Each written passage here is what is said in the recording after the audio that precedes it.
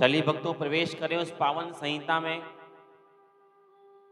परम भागवत में, जिसमें 18,000 श्लोक हैं, 335 अध्याय और 12 स्कंद हैं। केवल नारायण जी के द्वारा दी गई 4 श्लोकों को श्री वेदव्यास जी महाराज ने एक इतना बड़ा 12 स्कंद 335 अध्याय और 18,000 श्लोकों का महाग्रंथ महापुराण बना दिया। और लगा क्या, श्रीमद् भागवत महापुराण। देखिए भक्तों, श्रीमद् शब्द ना केवल 2 ही पुराणों के आगे लगा है, श्रीमद् भागवत और श्रीमद् भगवत गीता। क्यों? और शास्त्र तो रचित हैं, लेकिन जो श्रीमद् भागवत और श्रीमद् भगवत गीता है ना, वो स्वयं मेरे गोविंद के मुखार विंद से निकली हुई है। मेरे कन्हैया ने, मेरे नारायण ने स्वयं इसका गान किया है। इसलिए इन पावन शास्त्रों के आगे लिखा हुआ है श्रीमद्। प्रथम श्लोक में कहते हैं, जन्माद्यस्य यतोऽन्वयादितरतश्च अर्थेष्वभिज्ञस्वराट् तेने ब्रह्महृदा च आदिकवये मुह्यन्ति यत्सूरयः तेजो वारिमृदां यथा विनिमयो यत्र त्रिसर्गो मृषा धाम्ना स्वेन सदा निरस्तकुहकं सत्यं परं धीमहि। देखिए भक्तों, जब भी किसी शास्त्र की रचना होती है ना, तो जिनका शास्त्र है उनमें उन देवों की स्तुति प्रथम श्लोक में की जाती है। लेकिन श्रीमद् भागवत के प्रथम स्कंद में प्रवेश कर रहे हैं और किसकी स्तुति है पता ही नहीं है, नाम नहीं दिया कहीं भी। क्या कहा है? जन्माद्यस्य यतोऽन्वयादितरतश्च, कि जिन्होंने ये स्तुति किनकी है, ये ग्रंथ किसका है, ये शास्त्र किनका है, ये कथा किनकी है, जिन्होंने जन्म तो कहाँ लिया और पालन पोषण जिनका कहाँ हुआ। कौन है ऐसे? सब जानते हैं भक्तों। जिन्होंने जन्म लिया मथुरा के कंस के कारागार में और पले बड़े कहाँ? बाबा नंद के द्वार गोकुल में, वृंदावन में। अर्थेष्वभिज्ञ, अरे जिस कंस ने 7-7 कोठरियों के अंदर उनको कैद किया हुआ था, 7-7 ताले, हर द्वार पर 7-7 पहरेदार, इतने काल, बड़ी काल कोठरी के अंदर से कब प्रकट हुए और कब मथुरा से वृंदावन गोकुल पहुंच गए पता भी नहीं चला। अर्थेष्वभिज्ञ स्वराट, अरे जो परब्रह्म हैं, इस जगत की आधार शक्ति हैं, वो लीला कर रहे हैं कहाँ? गोप ग्वालों के साथ। भूखे नंगे घूम रहे हैं, पैरों में पादुकाएं नहीं है, अंग पर वस्त्र नहीं है, सामान्य मानव की तरह, गोप ग्वालों की तरह विचरण कर रहे हैं। अरे जिनकी माया से स्वयं ब्रह्मा जी भी मोहित हो गए। मुह्यन्ति यत् सूरय, अरे स्वयं बड़े भाई शेषनाग बलराम जी महाराज मोहित हो गए।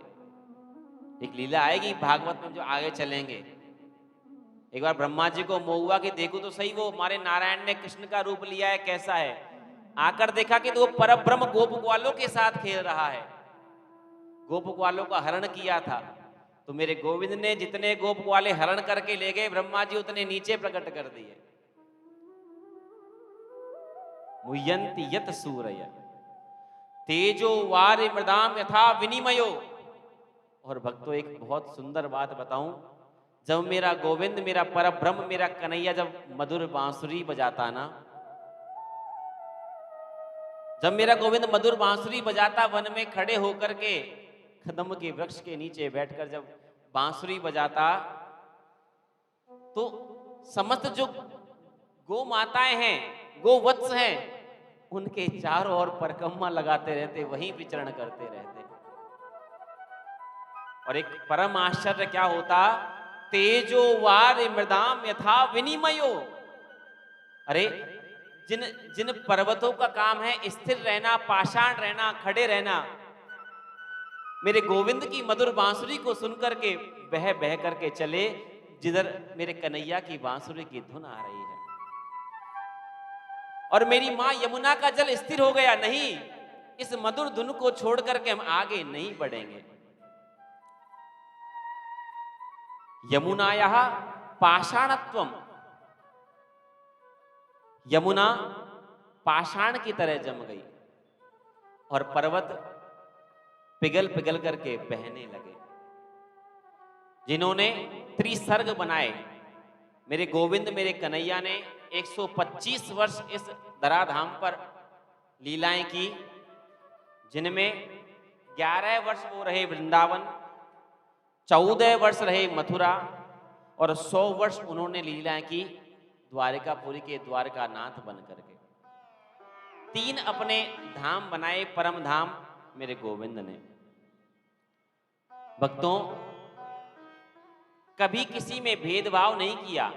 परब्रह्म है, इस जगत की आधार शक्ति है, सब कुछ चलायमान उनके इशारे से होता है, लेकिन कभी अपने को अलग समझा नहीं। भक्तों, नंद बाबा के द्वार पर किसी वस्तु की कमी थी क्या? लेकिन स्वयं वस्त्र नहीं पहनते, क्यों? क्योंकि मेरे जो मित्र हैं ना, उनके पास अच्छे अच्छे वस्त्र नहीं है।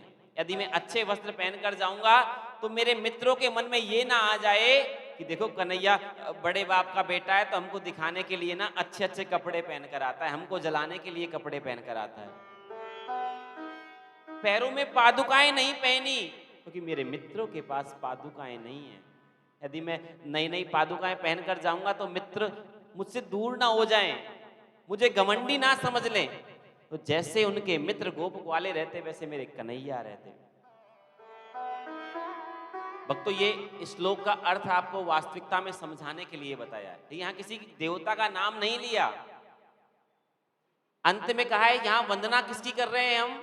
सत्यम परम धीमहि, जो सत्य है हम उसकी वंदना कर रहे हैं। शास्त्र भी कहता है सत्यव्रतम सत्य परम त्रिसत्यम सत्यस्य योनिम निहितम च सत्ये सत्यस्य सत्यभृत सत्य नेत्रम सत्यात्मकम त्वाम शरणम प्रपन्ना। जो अटल सत्य है उसकी वंदना की गई है। और एक अटल सत्य कौन है? मेरा परब्रह्म, मेरा परमात्मा। इसलिए तो शास्त्र कहता है ना कि सत्यम बुरियाद प्रियम बुरियाद, हमेशा सत्य बोलो, लेकिन सत्य भी कैसा बोलो? प्रियम, मीठा सत्य बोलो। न बुरियाद सत्यम अप्रियम, कड़वा सत्य भी नहीं बोलना चाहिए, जिस सत्य को बोलने से हमारी वाणी के द्वारा किसी के मन को पीड़ा हो जाए। देखिए, एक देसी कहावत है, मैं तो आप जैसों के चरणों में सुनता सुनता बड़ा हुआ हूं। एक देसी कहावत है, हमारे दादाजी कहते थे कि काने से काना मत कहियो और नहीं जाए गोरूट, और धीरे धीरे पूछियो भैया अरे कैसे गई तेरी फूट। न प्रियाद सत्यम अप्रियम, कड़वा सत्य भी सीधे नहीं बोलना चाहिए जिससे किसी को बुरा लग जाए। भाई किसी से बोल दिया अरे भैया ये कैसे फूट गई, क्या बात है, तू कैसे काना हो रहा है, नाराज हो जाएगा, उसको दुख होगा। आराम से बैठो, धीरे धीरे उससे अपने आप बात करते रहो, बता देगा वो। लेकिन प्रियम च नानृतम बुरियात, प्रिय लगने वाला झूठ भी नहीं बोलना चाहिए, है ना।